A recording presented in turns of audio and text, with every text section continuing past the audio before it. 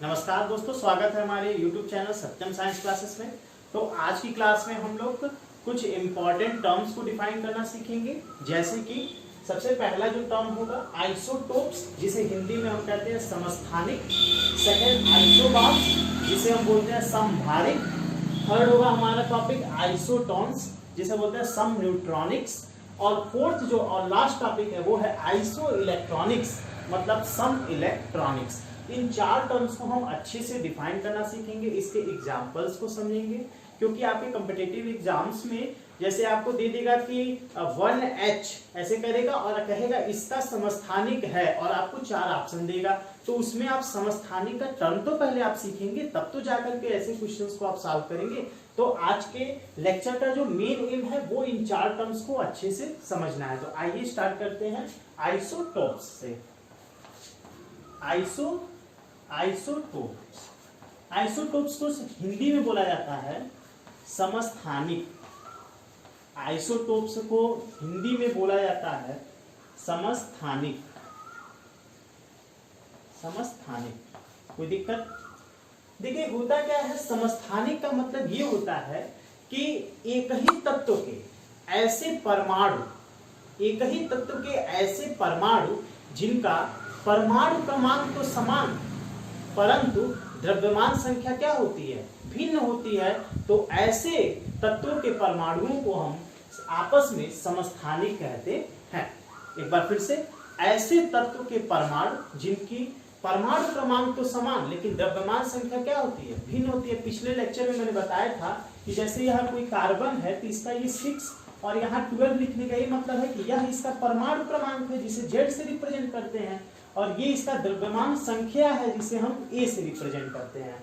तो जिसका परमाणु क्रमांक तो समान लेकिन द्रव्यमान संख्या भिन्न होती है, तो ऐसे परमाणुओं को हम क्या कहते हैं, आपस में समस्थानिक। अब जैसे इसका एग्जाम्पल देखिए, एग्जाम्पल है जैसे मान लीजिए कि अगर हम हाइड्रोजन का एग्जाम्पल लें तो हाइड्रोजन के 3 समस्थानिक पाए जाते हैं।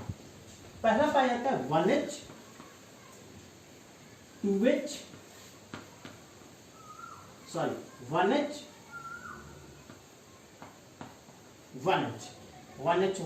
1H2, 1H3। इसको बोला जाता है प्रोटियम। हिंदी में लिख देता हूं मैं, प्रोटियम। ड्यूटीरियम इसको बोला जाता है, ड्यूटीरियम।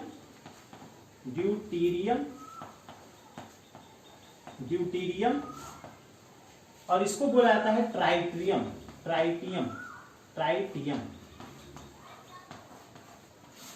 ठीक, इसको शॉर्ट फॉर्म में प्रोटियम, ड्यूटीरियम और ट्राइटियम।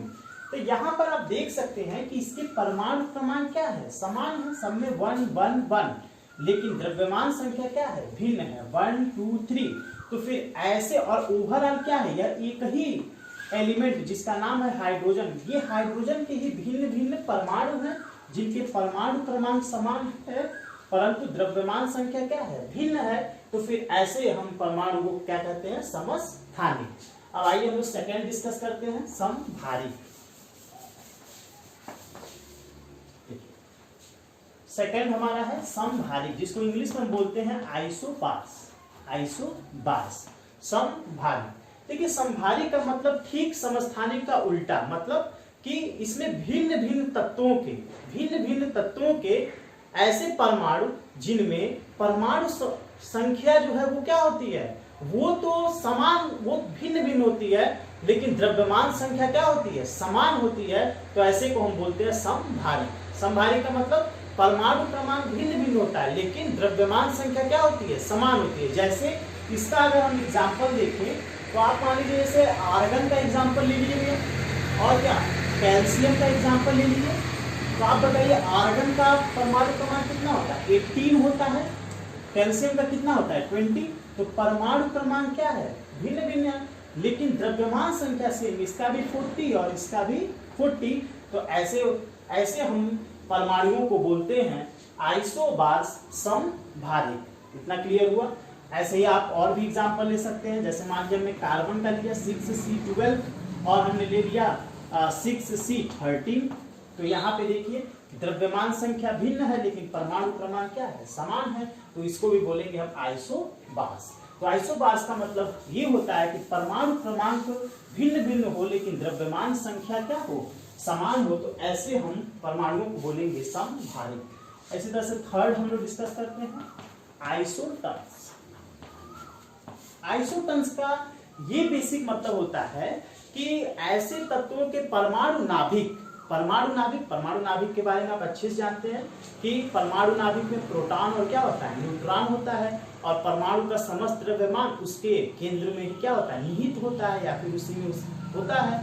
ठीक, तो किसी भी तत्व के वे परमाणु नाभिक जिनमें प्रोटॉनों की संख्या क्या है, वो भिन्न भिन्न हो सकती है, लेकिन उनमें जो न्यूट्रॉनों की संख्या है वह अगर समान है तो फिर ऐसे हम स्पीशीज, ऐसे एलिमेंट्स को हम आइसोटॉन्स, जिसे हिंदी में सम न्यूट्रॉनिक्स कहते हैं। आइए इसका एग्जांपल हम लोग देखते हैं, ध्यान से समझिएगा। आइसोटॉन्स आपके कंपटीशन के लिए ज्यादा ही महत्वपूर्ण है। देखिए ऐसे मान लीजिए आपने क्लोरीन का एग्जांपल ले लिया और मैंने एक पोटेशियम ले लिया। अब आप बताइए क्लोरीन का परमाणु क्रमांक कितना होता है, 17 होता है, कोई दिक्कत नहीं है।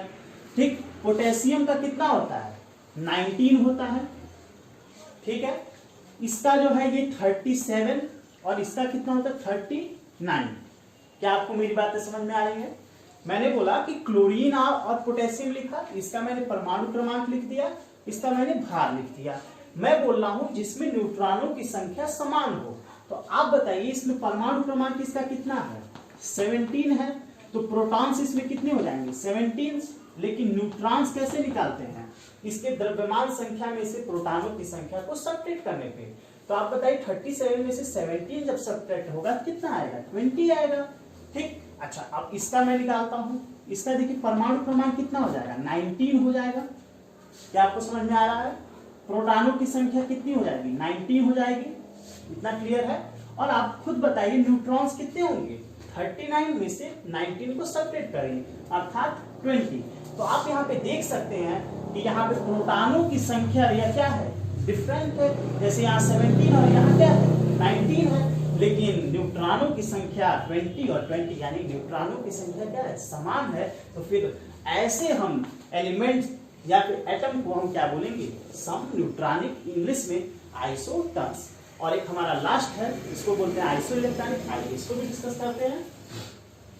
तो आई होप अभी तक आप लोगों को समस्थानिक, समभारिक, समन्यूट्रॉनिक अच्छे से समझ में आ रहा होगा। अब हमारा जो लास्ट है इसको हम अच्छे से समझते हैं। इस टॉपिक का नाम है आइसो इलेक्ट्रॉनिक। Iso electronic.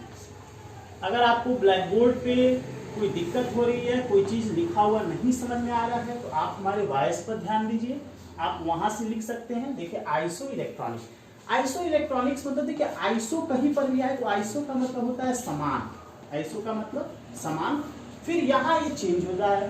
तो देखिए आइसो इलेक्ट्रॉनिक्स का मतलब होता है कि ऐसी स्पीशीज जिनका इलेक्ट्रॉनिक कॉन्फ़िगरेशन मतलब इलेक्ट्रॉनिक विन्यास वह समान हो, तो फिर हम ऐसे स्पीशीज को बोलेंगे आइसो इलेक्ट्रॉनिक्स।